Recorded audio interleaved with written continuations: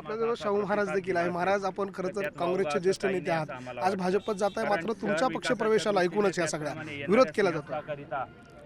होत असेल. आम्ही सर्व पदाधिकाऱ्यांनी बोलवलं, आम्हाला पालकमंत्र्यांनी बोलवलं, पदाधिकाऱ्यांनी सगळ्या अध्यक्षांपासून सगळ्यांशी चर्चा करून आणि मग आम्ही प्रवेश करतोय.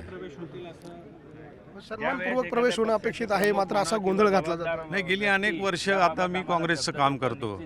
गेल्या 2-3 पिढ्यांपासून काँग्रेस सगळी धुरा जुन्या नाशकातली मी उचलून ती पार पाडलेली आहे आणि त्याच्यामुळे मग स्थानिक पदाधिकाऱ्यांचं किंवा याचं काही मतभेद असतील तर ते असू शकतात. परंतु तुम्हाला विरोध का केला जातो? काय जे लोक, मी गेली अनेक वर्ष, आमचा जो परिसर आहे पारंपरिक परिसर आहे, त्या परिसरामध्ये काँग्रेस पक्षाची धुरा मी गेली अनेक वर्ष तिथं समर्थपणे पेलत आहे आणि त्याच्यामुळे इतर पक्षाचे जे काही पदाधिकारी असतील, कार्यकर्ते असतील, त्यांच्याशी मोठे मतभेद हे होत असतात आणि ते पदाधिकाऱ्यांनी सगळं सांगितल्यामुळे आम्ही प्रवेश करतोय. तुम्हाला शब्द कोणी दिला होता प्रवेशाचा? सगळ्यांनी, सर्व पदाधिकारी, कोण? अध्यक्षांपासून पालकमंत्र्यांपासून जे पक्षप्रमुख आहेत, ज्यांना बा आता ह्या निवडणुकीसाठी मुख्य नेमलं आहे, आमदार आमचे राहुल भाऊ, सगळ्यांनी आम्हाला सांगितल्यानंतरच आम्ही प्रवेश करतोय.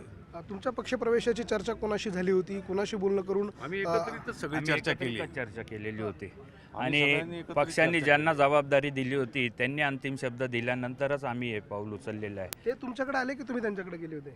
दोन्ही मध्यभागी भेटलो.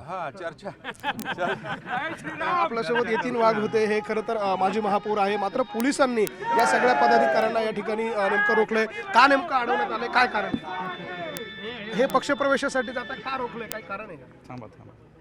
कारण आहे ना, त्यांना पण माहिती आहे. काय कारण आहे? काय कारण आहे? पोलीस काय सांगताय नेमकं? का आता कसं आहे का, मी काँग्रेसचं गेली अनेक वर्ष काम करतोय, हे शिवसेनेचं अनेक वर्ष काम करत आहे.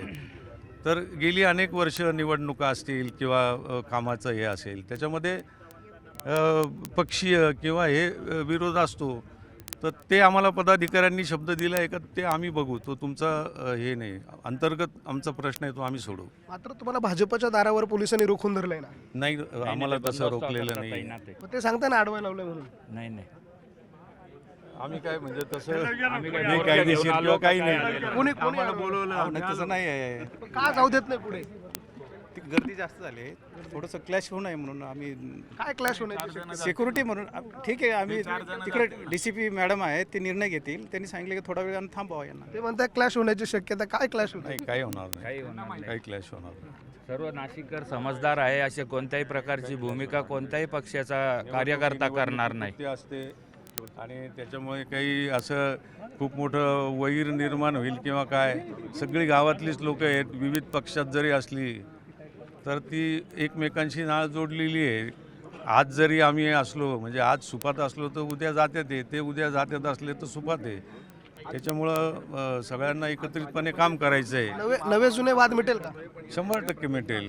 आपण बघतोय अशा पद्धतीनं जे आहे या सगळ्या नव्यानं पक्षांमध्ये प्रवेश करू पाहणाऱ्या या सगळ्या पक्ष प्रवेशातल्या पदाधिकाऱ्यांना पक्ष कार्यालयाच्या बाहेर पोलिसांनी रोखून धरलेलं आहे.